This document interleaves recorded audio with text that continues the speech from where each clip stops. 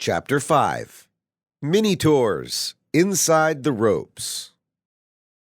Attending a PGA Tour event and observing the talents of the best in the world up close is an experience that is, to most of us, an immensely enjoyable and entertaining way to spend an afternoon.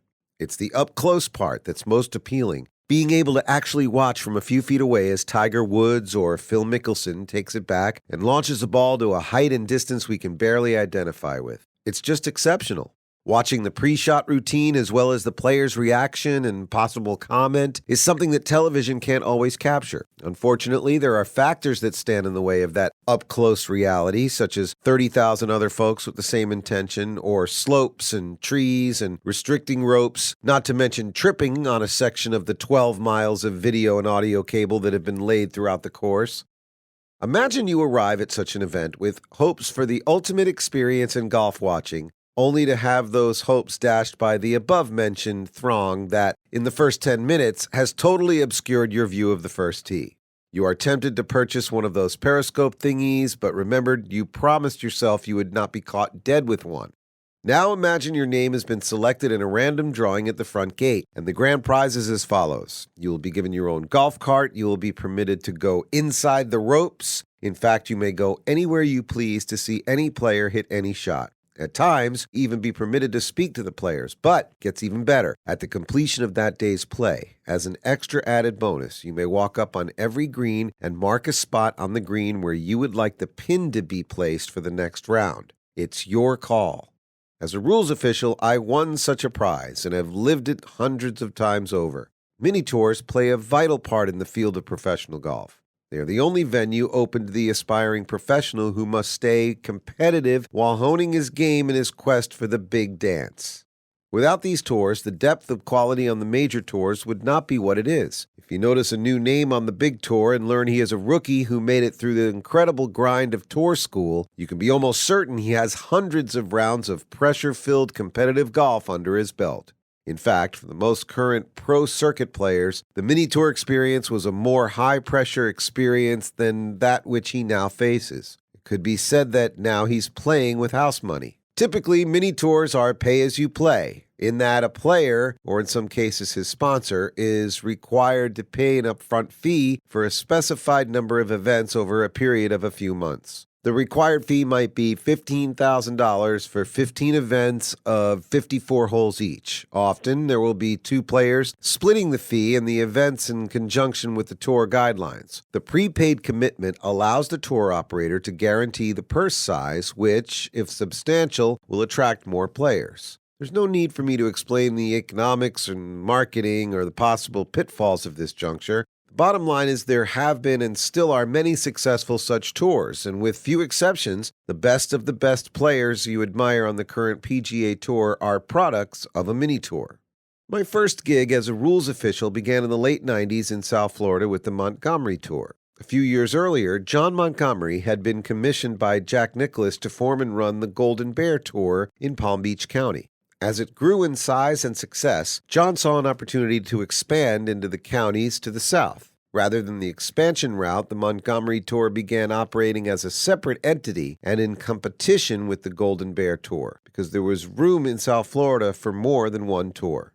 John had many years of experience as a tournament director for a number of PGA events. Within an hour of meeting John, I was certain of one thing. The man was a perfectionist. There may be former participants from the tour who might have a bad word to say about John, but those words would only have to do with administration or eligibility details. As for the logistics and details of how the events were conducted, there would be no criticism. The conditions of play would come into the standardized form known as the Notice to Competitors, and John's was always clear and precise. The courses were always at the highest level of condition, and the boundaries and hazards were all marked clearly and in accordance with the rules.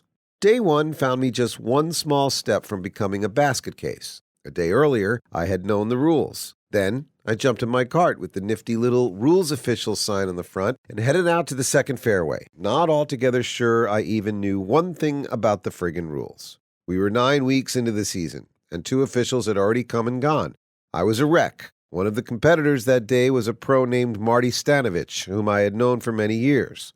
Early on in the round, he spotted me and called me over for a short consultation on a rules procedure he was about to follow. It was so basic that it does not warrant mention, but at the time it got my feet wet. From that point on, I was fine. It was 2 or 3 tournaments before I learned that Marty had been aware of my rookie outing and had known I was nervous. Thanks again, Marty.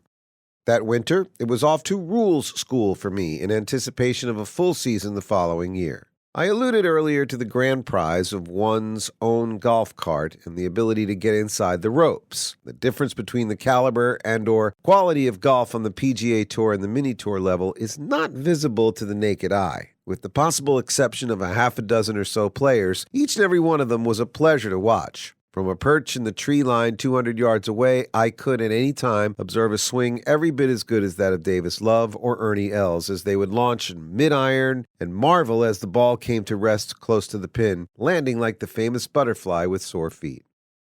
As the winner of that grand prize, another great perk for me was the opportunity to witness one or more players who were and are still known for their length with the driver. First, there was the great Arkansas Razorback Tag Ridings, who mooched more cigarettes from me than any other player. At that point, he was the absolute longest I had ever seen. The following year, it was Hank Keeney, just back from rehab on his knee, only to be followed a year or two later with Bubba Watson on his way to making Baghdad, Florida, more than just a dot on the map. More on Bubba later. As I mentioned earlier, I won that drawing, and it was a prize that just kept on giving. The fine line between the Mini Tour players and those on the PGA Tour is, in my opinion, impossible to distinguish. The consensus would more than likely fall on putting, but a close second would be the short game, which is directly related to putting anyway, so let's not belabor the point. Relative to the two levels are the playing conditions under which they both compete. Having set up the course on 4 different tours for hundreds of rounds, I can assure you that the conditions are not only similar, but the Mini Tour players may actually face tougher conditions on a regular basis. For the most part, the players themselves want to see a difficult setup. They do not want a birdie fest and the guy with the hottest putter to be the eventual winner. They all want to move up the food chain and will need to hit all the shots in every event in pursuit of their goal. In the process of my setting up a course for play, it was not unusual for a group playing a practice round to suggest a pin placement that was almost over the top, or to point out a seldom used tee box that would lengthen a par 4 to a ripe 492 yards. Included in the list of venues that these cumulative tours competed on are the likes of Doral Blue, PGA National, Eagle Trace, Heron Bay, Weston Hills, Colony West, and Inverary.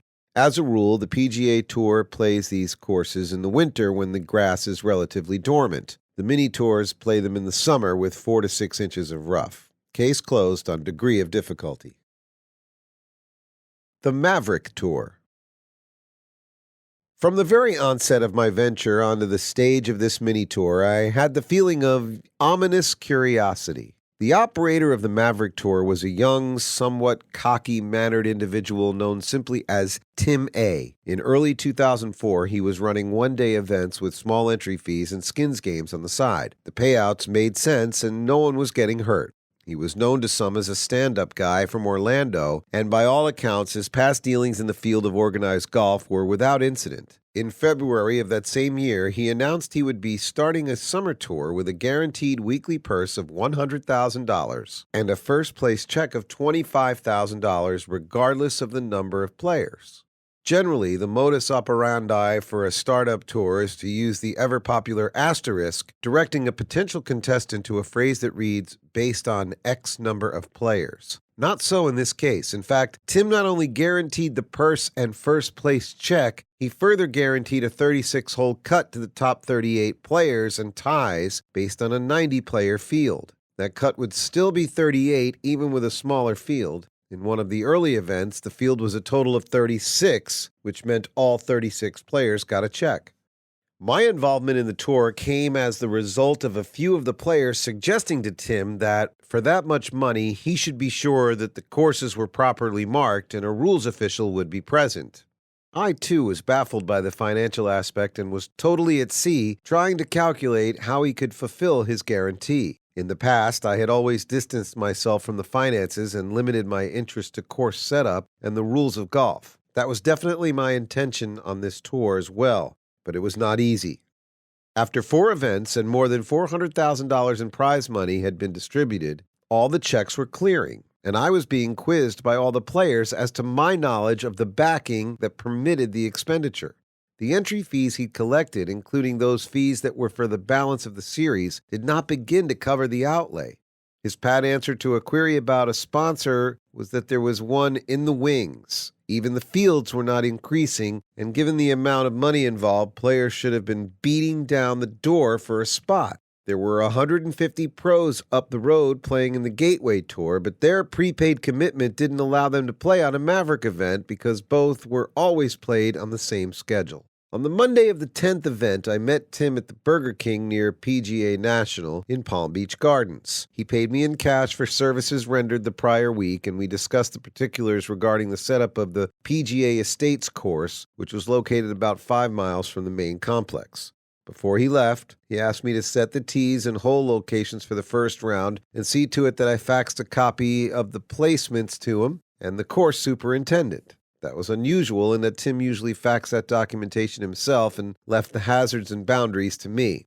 That was the last I ever saw of Tim and the last time I ever spoke to him. To my knowledge, I was the last person involved in the tour to have any contact with him. The next morning, I arrived at the crack of dawn for a 7:30 starting time and took long strides to the registration desk where I found Kelly Collins, the tour administrator who oversaw tee times, checks, and fees, and usually played starter as well. At that point, I was merely curious as to Tim's whereabouts. But when I noticed his car wasn't in the lot, I was even more puzzled. So was Kelly. Tim had faxed a player list and tee times to her, but when she tried to call his cell phone, the voicemail was full. We both assumed he would get in touch and that he'd certainly show up at the course during the day. The first round was going along without a hitch, but was still no sign of the operator. At some point, it occurred to me that he had specifically instructed me to mark the hole locations for the first day only. We would definitely need different locations for round 2, so I took it upon myself to get that done, along with the requisite paperwork that went with it. I exited the property with what was by then a mixture of concerned emotions. Had Tim driven into a canal?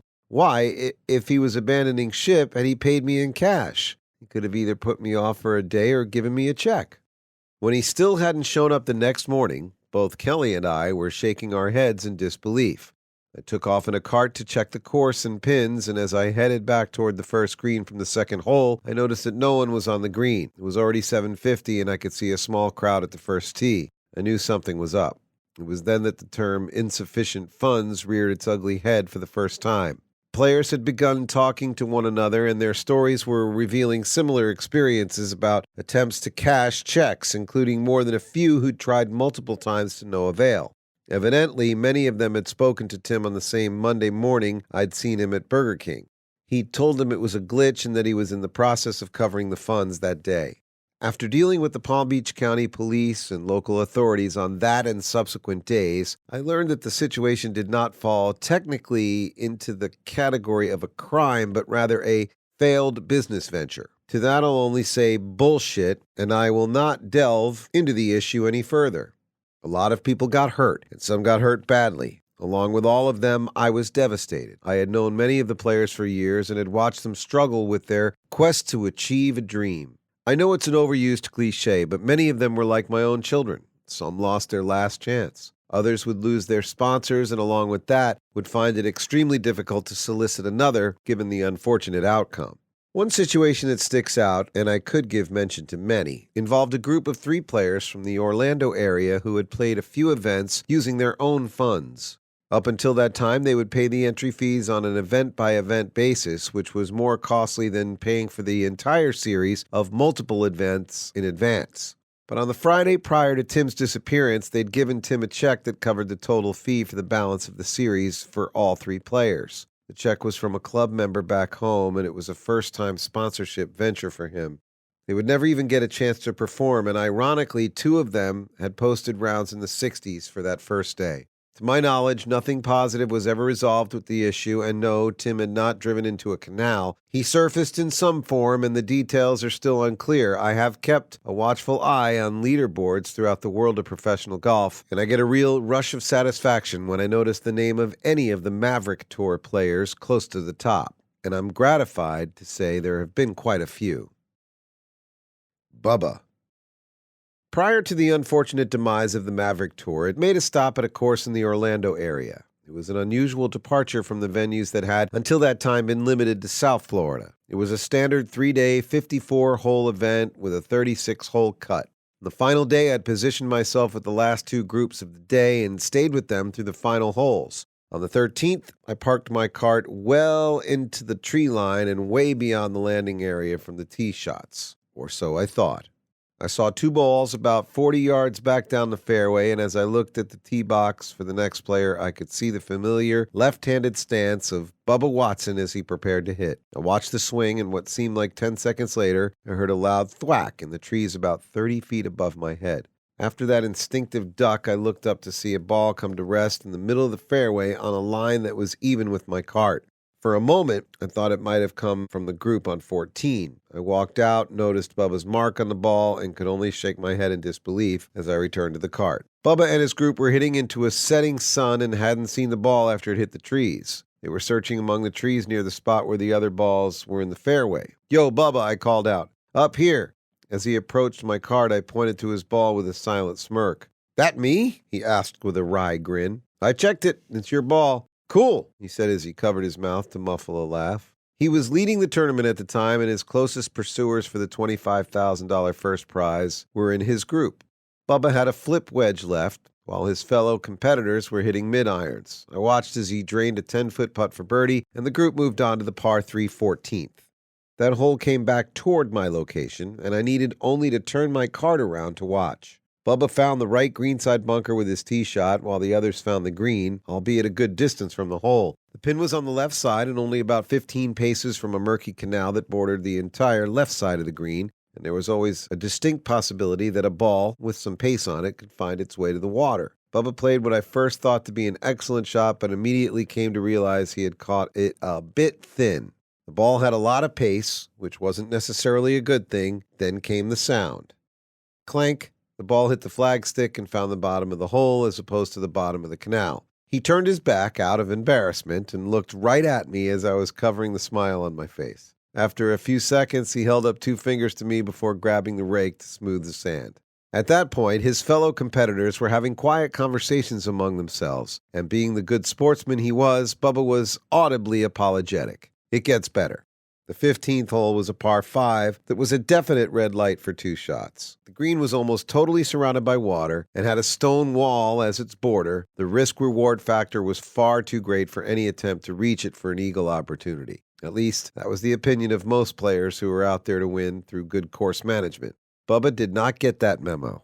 He hadn't hit his usual 340-yard drive and had a questionable lie in some light rough about 240 yards from the green. The other 2 players had laid up to wedge distance and had driven up to that location to await the green to clear.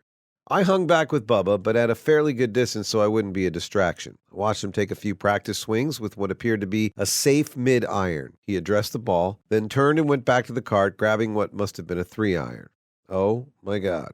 Whatever was he thinking? He launched it, and it was on a line for the green when I lost sight of it. The ball landed on the stone wall in front of the green and bounced about 50 feet in the air before finding the green about 20 feet away from the hole. I then moved up to a spot level with the green, but some 30 yards away. I watched as the other 2 players hit perfect wedges real close. Then I noticed Bubba as he bent down to mark his ball. As he lifted the ball, he proceeded to hold it up to his eyes and examined it like a rare diamond. He summoned me with a nodding motion. "I think this is unfit for play," he said with authority as I walked on the green. "You do you? Let me have a look," I replied politely.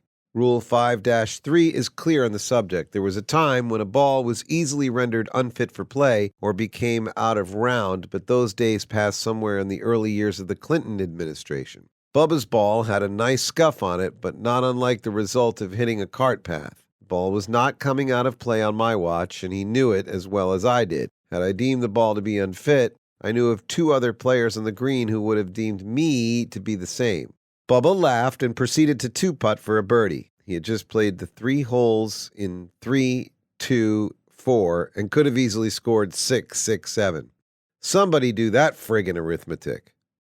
I moved to the groups ahead to see if I was needed and to check the makeshift leaderboard that was attached to a roving golf cart. Bubba eventually lost that tournament in a playoff with a player who came out of the pack with a low round.